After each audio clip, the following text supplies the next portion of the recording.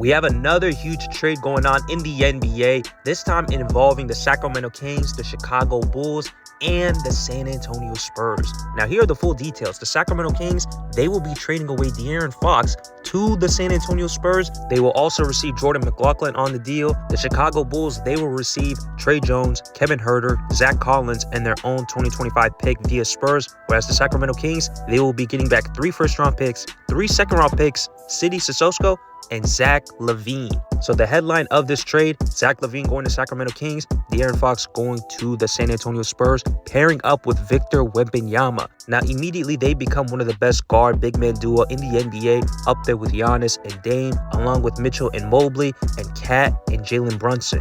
Now, here's the reason why this trade happened. It all started back in October when De'Aaron Fox was offered a 3-year extension by the Kings, and he denied it. The reason why is because he wanted to bet on himself. He was hoping that if he had a career year, make an All-NBA appearance, he eventually could receive a Supermax extension that could be worth well over $300 million.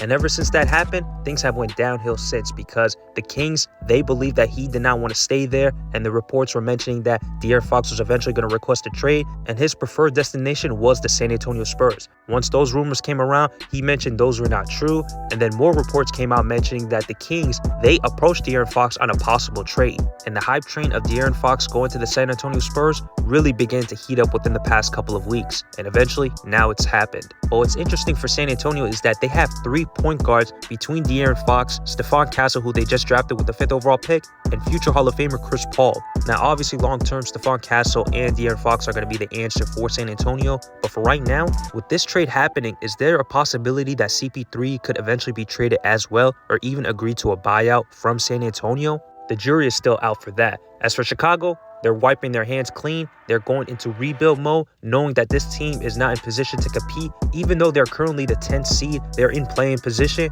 but realistically, they're not going to compete in the long run. So they're likely going to be moving on from Nikola Vucevic as well. And a thing to note is that the Golden State Warriors were in the hunt for Nikola Vucevic and Zach LaVine until they eventually backed out of it and looked at other options. So for Chicago, they're officially going into rebuild mode. They are regaining the draft pick they had traded away previously, and now they will be going into tank mode. Whereas Sacramento, they're kind of in no man's land. It seems like they're still trying to compete, bringing in former All-Star Zach LaVine, who is now reuniting with DeMar DeRozan. So those two guys, they will be playing with alongside Domantas Sabonis, and they're still competing as well. They're not that far off. In the Western Conference, they're currently the 10th seed. They're tied for the 10th seed with the Golden State Warriors. But it seems like if things don't go their way, they might be in position to get a good draft pick along with other picks that they had received in the trade as well. So we'll see how things go for Sacramento. As for Chicago, they will be in the hunt for the #1 overall pick. And for San Antonio, they now have a dynamic player that can complement Victor Wembanyama and will try to compete even harder